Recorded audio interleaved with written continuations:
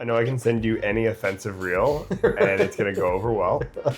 I don't know why, but at this point in my life, I think of you most times that I'm shitting. Guess what? As an adult, I've shit my pants. I have. More than once. I've done it 5 to 17 times. No other man has sent me more unsolicited dick pics. Dick videos. So I don't send dick pics. I send a video of a picture or something, and then I pan down to my penis. Yep, pans down to the little thick worm. Well, it's not like we don't try, but think about it every night. Don't let this house fall down. The Lord left long ago. When do we meet? Do you know the answer? I don't. I know that you booked me to open up for Segura before we met. On the Cronin Be Bonin tour. On the Cronin Be Bonin tour. Classic of 93. Yeah. I booked you to open for him in Louisville. I mean, that had to have been 10 years ago. We didn't meet then. We met, I guess, when I did Tacoma the first time, right? I guess so. Have we met before? No. No, for reals. Yeah, you came to Tacoma one time when I was featuring Okay. the big club. Who are you featuring for? Maybe Sarah Colonna. I love Sarah. She is great. That's interesting to think that, I mean, I believe you. But also, this literally could be like the second time we've met. No, because I knew we knew each other, and then when you guys bought Skyline, you happened to come in before you took over That was really fun. when I was featuring there. This is a really funny story. It's funny. Listen. This is proof of why Mike is considering hanging it up. Because in Appleton, there's Packers games, there's all sorts of stuff. But there's 1 week a year that hotels are so unobtainable that you have to stay like an hour from the town. And it's the hardest week to get headliners. And I was like, oh, Mike will do it. Yeah, I'll do it. And you were like, yeah, sounds great, or whatever, no problem. I just brought a feature who would drive me. Yeah. And I was in town that week because we had to do something and I couldn't get a rental car. So I rented a U-Haul and it was like 26 bucks a day Yeah. plus miles, and it was the best thing I've ever done. That's a travel tip. I've heard people do that. And you have somewhere to stay if you need to. Yeah. The weekend you were talking about, that last show was like the hardest I'd ever crushed there. That's when you were skinny. That's when I was skinny, yeah. Yeah. There was a lady laughing, and she had the most obnoxious laugh. It was like a... I always don't want to make that person be self-conscious, because then everyone recognizes that laugh, and then it stops. After like 20 minutes, I go, lady, get on your broom and get out of here. That was like the biggest pop. And somebody after the show told me that her boyfriend was really upset and he wanted to fight me, and they had to kick him out. Are you serious? Yeah. That's amazing. And you've been to that club a lot of times. I was there, I think 5 times before you guys took over. Wow. And probably that many since or more. I had a weird experience there where I was the feature booked and I brought a headliner. How did that happen? Because the headliner canceled, and Cliff reached out to me. He was like, do you know anyone who could headline? And I was in Cincinnati at the time. I was like, I'll ask Jeff Tate. And Yeah. he was free, and so I brought Jeff Tate. That's to so headline. funny. Yeah. When did we meet? Oh, okay. July 12th, 2016. I remember that. Next question. Why did you start comedy? Why? That's funny. Okay. Next question. When did you start comedy? August, August of when? the 2000s. We're blazing through these. I started comedy in what year is it? It is 2025. I was 19 when I started comedy. So 2005. So I started 20 years ago, but I took time off. I used to do improv, and then I started trying stand-up, and I've quit stand-up probably 5 times. When did you do improv? I did improv from the time I was 13 to 19 professionally. On a dinner train, we did murder mysteries. Oh, okay. And I was their youngest actor. Yeah. And I auditioned, and they were not gonna hire me, but I lived really close. And then somebody no-showed, and they're like, what about that fucking kid? And then they realized I'd be reliable because my dad would drive me. So then somebody there convinced me to try stand-up, and we tried it, and he did it a couple times and then quit. And I just kept going. And I'm almost 20 years in, and I have to decide at the end of this year if I'm gonna keep going or not. That's the show. Yeah, that's what we're talking about. That's why we're here. But I started this. I did it first. This is your show? You're a hack. Great. This is another reason for me to quit. Why did you quit? I stopped having fun. I realized that like the shows, I was on stage for less than 5 hours of the week. And when I was on stage, if the show was great, then I was having fun and I was happy and I loved it. But if it wasn't a great show, I wasn't having fun. The rest of the time wasn't fun for me. I was just bored and lonely. And so it was like, what am I doing? I kept having goals, right? And I would get to the next milestone. I would assume that when I got to that milestone, I was gonna be happy. Yeah. And then I would get there and I was like, oh, I'm not happy yet. But that next thing will make me happy. And I kept not being happy. I decided I don't want to do it anymore. See, I have the reverse problem. I'm happy all the time, and then when I don't hit my goals, I'm still happy.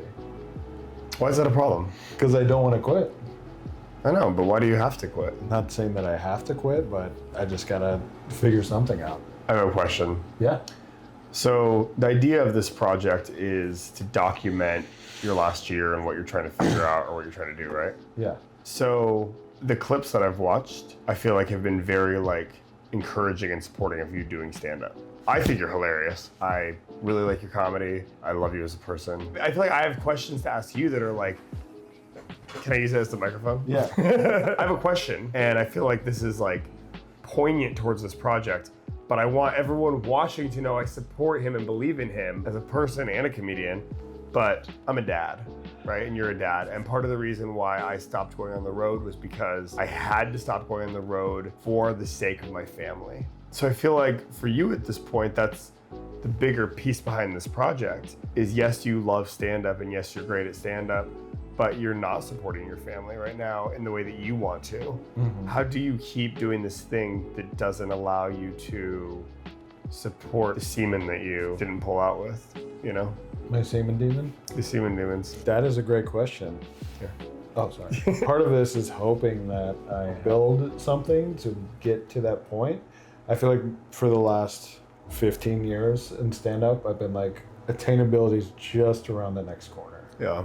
I've seen dozens of people do it. I've seen people balance it. I've seen a lot of people fail. I know it's possible. I want to be there for my kids. This was actually the first weekend ever where I was saying goodbye to Rory, and he was genuinely bummed that I was going to leave. Normally you just leave and don't say anything?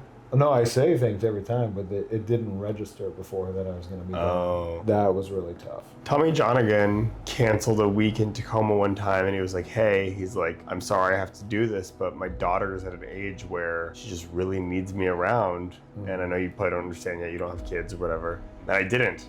I was like, who gives a fuck? Yeah, I said, I totally understand, Tommy. Yeah. No problem at all. Tonight, when I left my house to leave for 6 hours or whatever, my son was like, I want to go with you. I'm gonna miss you. Wake me up when you get home. And I'm just like, I'm not gonna have more fun and be happier tonight than I am with him. And then I had a great time on stage and I loved it. It was amazing.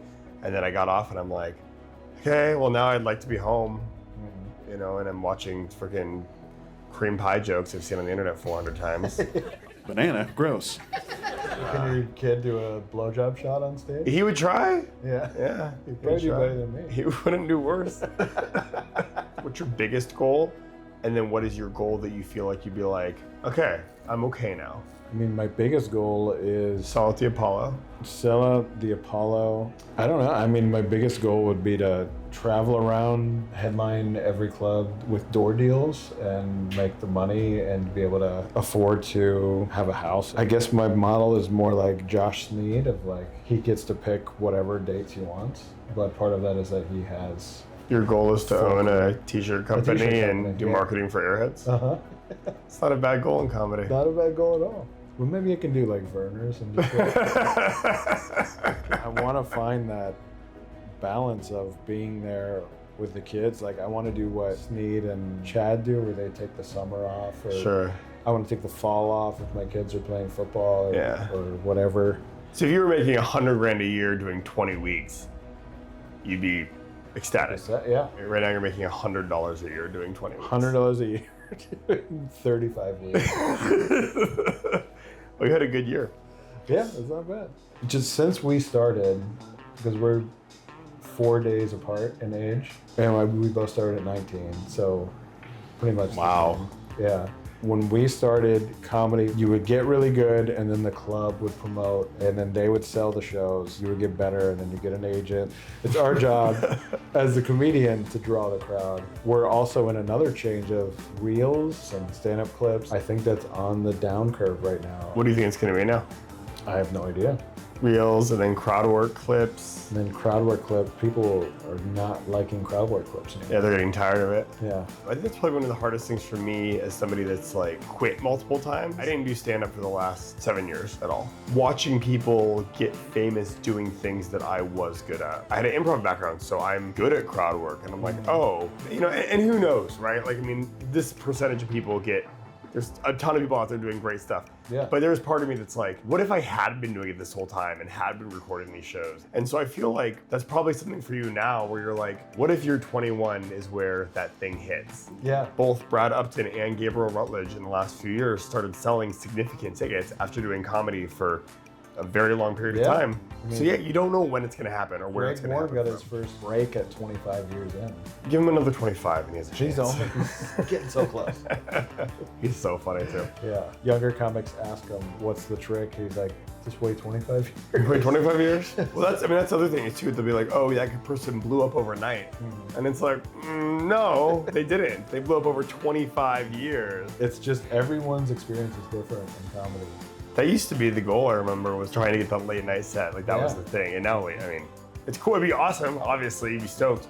But I've also seen it not help people's careers like all. Andy Woodhull has all of them. He's done Conan, 10 Gordon. probably total, yeah. Yeah, he was the first not huge comic on the Tonight Show. Yeah, Tonight Show with Fallon, Tonight Show with Fallon. Still struggles to sell tickets, and he's so funny and unbelievably funny. yeah.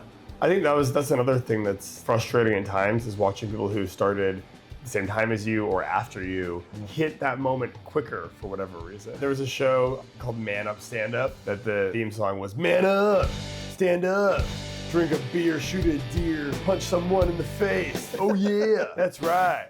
And it was done by the people who do Comedy Time. Basically, it was one of the first versions of like viral internet channels. I do this set at the Ice House and I kill and I'm great. And they're like, hey, we're about to do the show. We want you to host it. You have to come in and like read for it, and they have teleprompters and stuff. And I'm a terrible actor, and I'm like, welcome to Man Up, Stand Up. I'm your, I'm mispronouncing my name and everything. They give me like 10 takes or whatever, and like, yeah, we'll call you. They never call me. They give the host job to Adam Hunter, who's like the most Man Up, Stand Up you could think of or whatever. It was like one of the first stand-up things on Netflix. They put me on the first episode still, not as the host or whatever. I can tell people now, like, yeah, my stand-up was on Netflix, but it didn't do anything. It didn't matter or whatever. You booked me for Segura. I introduced you guys. Yeah. Yeah, kind of like, you know, you're like, oh yeah, I introduced you to your wife. Yeah. You know what I mean? So I owe you for that. And on top of that, every time I'm really in a hole, you always come through and give me a week. So thank you for both of those things. You're welcome. I have a really hard time not making jokes in serious moments. I know, yeah. It's hard. So I'm trying to sit in that and just say, you're thank you'd. Yeah. You're welcomed. You're one of my favorite people to text. Mm-hmm. Yeah, we text a lot. We text a lot. You got to figure it out. I do, yeah. I think you got to figure out how to cure exhaust up. You don't even have a garage to kill yourself with exhaust. Well, I have a Prius too, so. Oh, It's Jesus. gonna take forever. Dude, and you're 250 pounds and a Prius? And it's all electric until 25 miles an hour. So Are you serious? Yeah. Oh, yeah, it's I never gotta going to set the happen. cruise on. And, It's never going to happen. You may as well just keep doing comedy. yeah, I guess I have. It's easier at this point. Well, it's not like we don't try. It's worth it every single night. Don't let this house fall down. The Lord left long